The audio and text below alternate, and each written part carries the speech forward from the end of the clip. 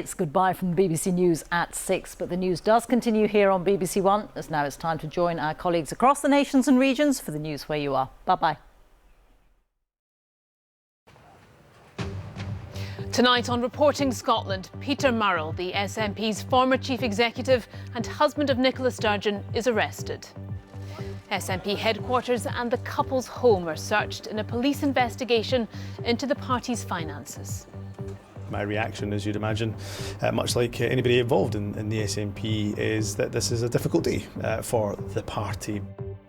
We'll have full analysis of the day's developments, also on tonight's programme. A mother whose son was killed in a hit-and-run calls for the sentencing guidelines for under-25s to be scrapped. A blow for Aberdeen as Harbour Energy announces 350 job losses, blaming the impact of the windfall tax. And the 17-year-old on track to compete in Formula One after she sat her driving test.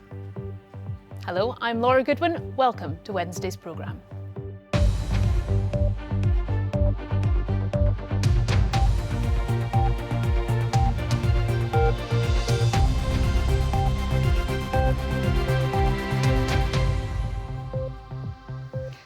Peter Murrell, until recently one half of Scotland's most powerful political partnership.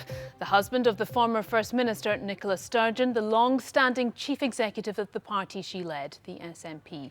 But the finances of the party have been under investigation for almost 2 years now. And today, a huge development. The early morning arrest of Mr Murrell at the couple's home in Glasgow. All-day officers have been searching the property. They were also present at the SNP's Edinburgh headquarters. Our political editor, Glenn Campbell, reports. A police search of the Glasgow home Peter Murrell shares with Nicola Sturgeon is a dramatic development in their long-running investigation into the SNP's finances. It comes just days after Mr Murrell resigned as chief executive of the party he's run for more than 20 years and his wife led for more than 8. He's been arrested and questioned as a suspect by detectives. Officers have also spent much of the day looking for evidence at his house and other addresses. It's just after 10 o'clock in the morning, and as you can see, there is a heavy police presence here at SNP headquarters in Edinburgh. In fact, there are a couple of officers on the door guarding the way in and out of the building. As I arrived here, I did see some senior party officials heading away from this scene, busy on their mobile phones. The SNP says it's cooperating fully with the police, and the party leader insists he did not know about the arrest in advance. I was told this morning after the event, and of course my reaction, as you'd imagine, much like anybody involved in the SNP, is that this is a difficult day for the party. But again, I just reiterate and emphasise it's so important for me not to comment on a live police investigation and be seen to prejudice that in any way, shape or form. So why are SNP finances being looked into by police? Within a few years of Nicola Sturgeon becoming SNP leader, she called for another referendum on independence. To help fund a new Yes campaign, a party website invited donations to be earmarked for this specific purpose. More than £600,000 was raised from this crowdfunder and a further online appeal. The SNP's accounts at the end of 2019 showed the party had less than £100,000 in the bank, prompting questions about where the money had gone and assurances from the party leadership. Money hasn't gone missing. All money goes through the SNP accounts, independently and fully audited. We don't hold separate accounts. We're under no legal requirement to do that. Our accounts are managed on a cash flow basis, but every penny we raise to support the campaign for independence will be spent on the campaign for independence. As SNP Treasurer, Douglas Chapman resigned, saying he couldn't access enough information to do the job properly.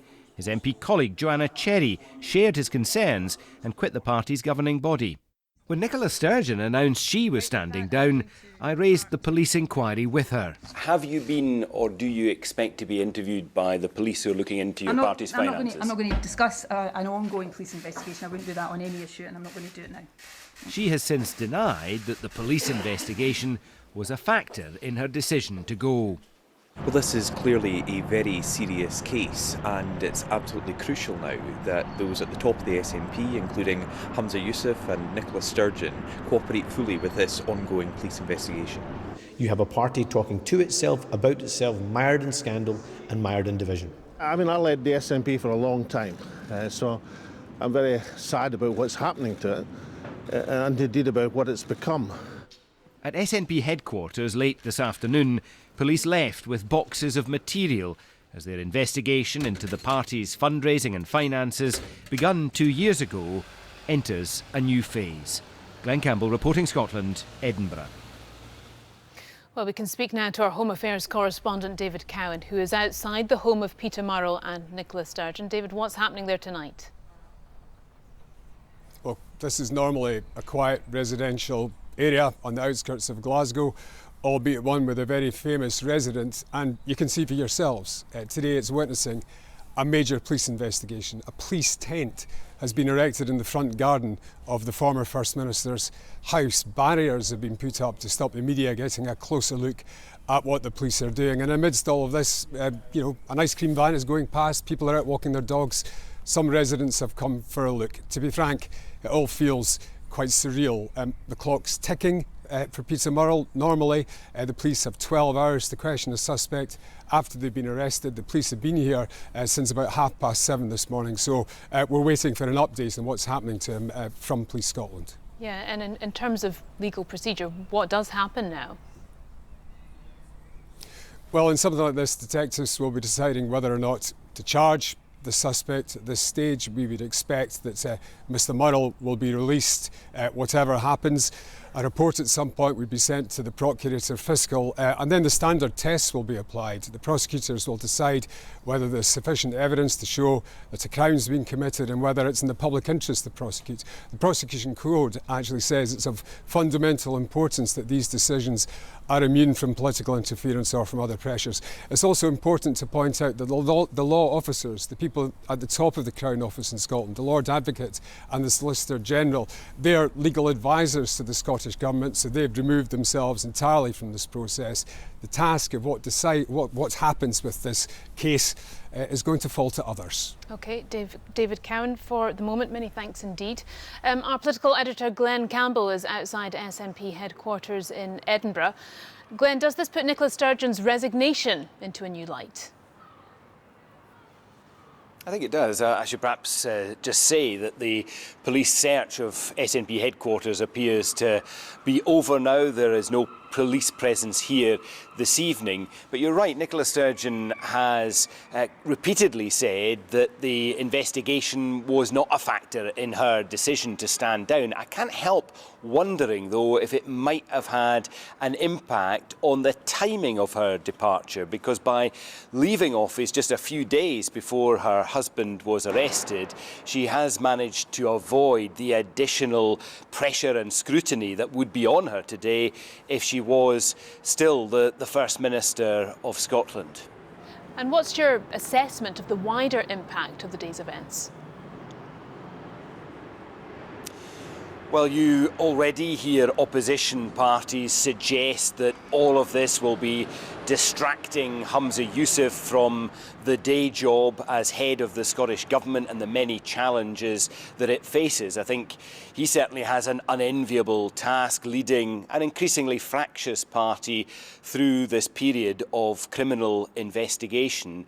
Some are also raising the question of what might have been had these developments taken place prior to SNP members voting in the party's leadership contest. It was closely fought. Humza Yousaf was run close. Might the outcome have been different if SNP members had realised the extent of this investigation, given that Humza Yousaf was the candidate closest to Nicola Sturgeon and Peter Murrell? Just one other thing to mention, there's been some suggestion that Nicola Sturgeon left the couple's home prior to the police arriving. Police Scotland say that's not the case, that she was present when their officers turned up at 7:35 this morning, and the implication there is that no prior warning was given.